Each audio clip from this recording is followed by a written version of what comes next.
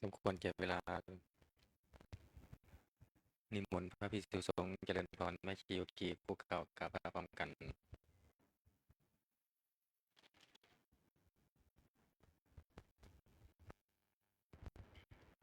อัญชลีบันทาอภิวาท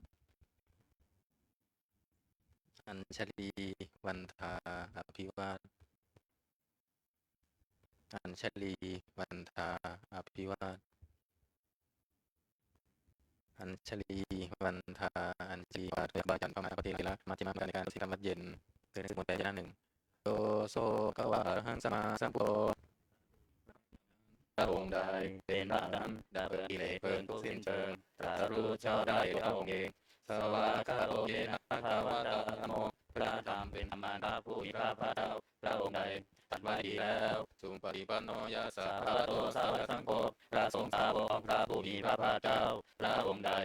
ปฏิบัติดีแล้วธัมมังภะคะวันตังสัทธัมมังสัสสังฆัง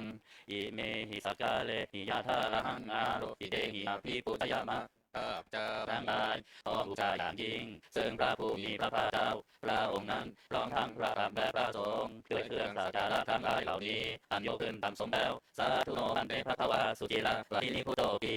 ข้าแต่พระองค์ผู้เจริญพระผู้มีพระภาคเจ้าแม้ปฏินิพพานนานแล้วทรงสร้างคุณนั้นสำเร็จประโยชน์ไว้แก่ข้าพเจ้าทั้งหลายปาจิชนะตานุกรรมปมานาสา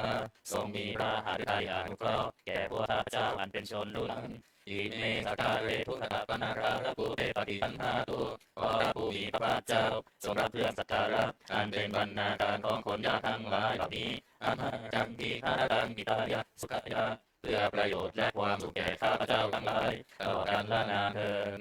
ไปนิพพานเนาะส่วนไม่ตายไม่ได้ไม่สมบูรณ์เนาะหลวงพี่เล่มหนึ่งหน้าเก้าเนาะต่อไปอรหังสัมมาสัมพุทโธภะคะวะพุทธังภะคะวันตังอภิวาเทมิ